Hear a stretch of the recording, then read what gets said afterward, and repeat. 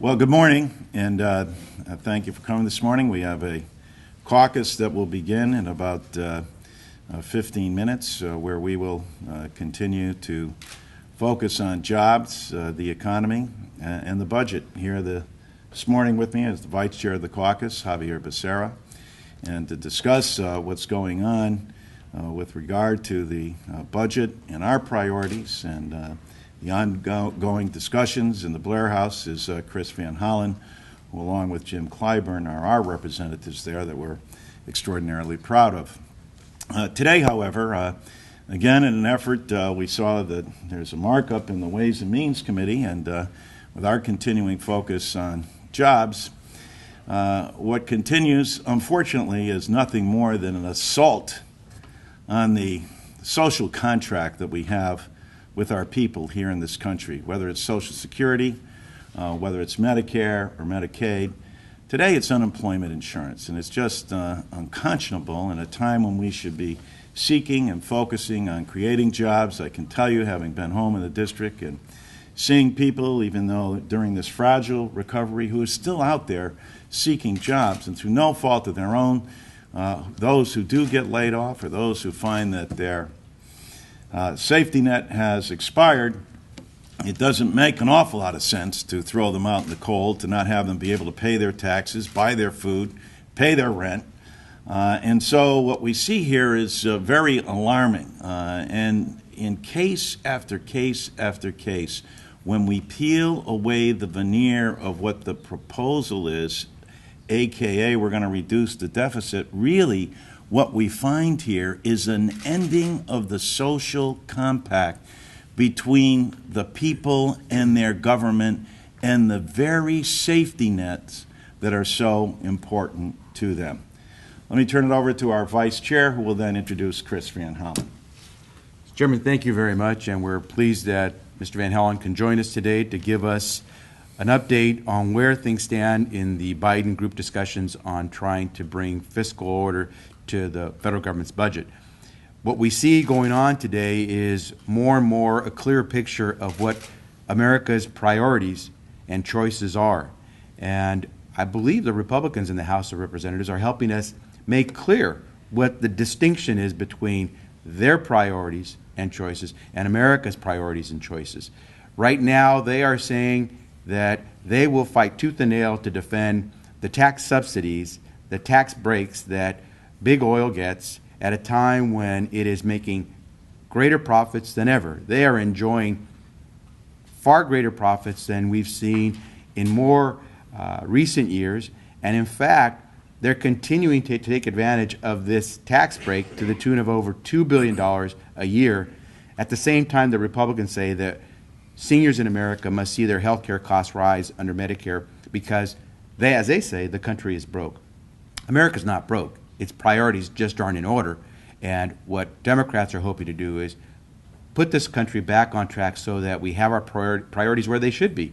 In trying to help America's seniors live in dignity through Medicare, Social Security, in trying to help our children become the next generation of leaders who've graduated from college, and trying to help make sure that whether it's the oil industry or any other American industry, not only that it is competitive around the world, but it is profitable. And so we can do that by sitting down with all the players, seniors, our families in middle-class America, our industries, coming up with the right priorities. But to say you're going to fight for tax subsidies, tax breaks for big oil when they're making record profits, $36 billion in one quarter, when at the same time as Republicans you're willing to cut health care for seniors and Medicare, those aren't the priorities that America has. And that's why the work that Chris Van Hollen is doing with Jim Clyburn for the House, Democrats, working with Vice President Biden is so important. So let me now turn it over to Chris Van Hollen.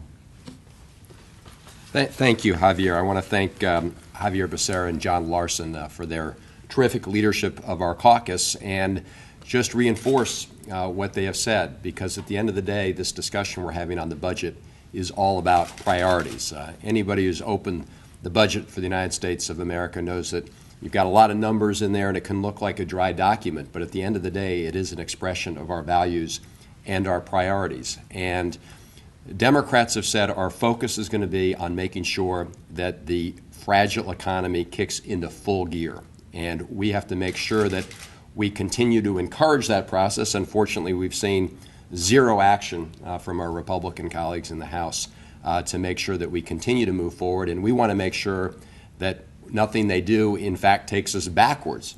So as we look at the budget challenge, we want to make sure, number one, that we continue to move the economy forward, and number two, that we reduce the deficit in a balanced and fair and predictable way. And balance is very important to this because all of you know that the Republican budget that passed the House was a totally lopsided approach. It was anything but a balanced approach. It did not ask for any kind of shared sacrifice. In fact, what it did, as my colleagues have said, is said to seniors, we're going to end the Medicare guarantee, and we're going to say you've got to go into the private insurance market where costs will rise very rapidly. And by the way, seniors, you've got to eat those additional costs.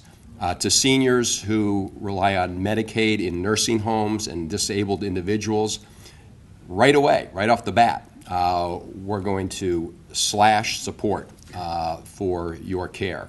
And for kids trying to get an education, whether they're preschool, K through 12, or college students, we're going to be cutting the support we provide to make sure you have an opportunity to get a great education in this country.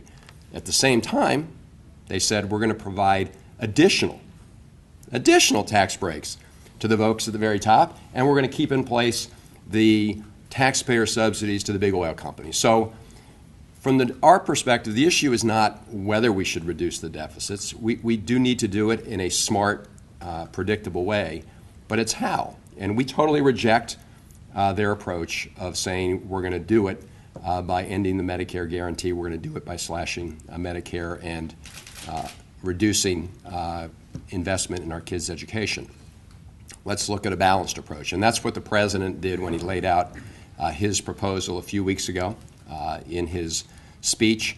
So the goal of these talks is to try and bring the parties together to identify a way that we can work together to reduce the deficits going forward and do it in a balanced way. And the first meetings have been positive. I think all parties to the discussions have said that. We have been focused primarily in these first meetings on identifying those areas of common ground.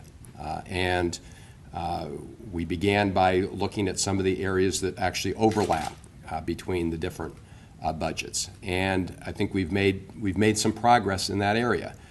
But obviously the bigger issues remain to be discussed, and we'll have to see how those move forward. And the President has made it clear, the Vice President has made it clear, the Democrats at the table have made clear that any fair approach will require not just cuts, but also dealing with the revenue side of the picture and cutting subsidies, taxpayer handouts to the big oil companies and other corporate pork that is in the tax code.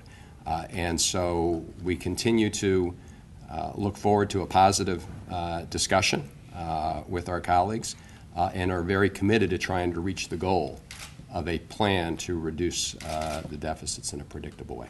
Thank you.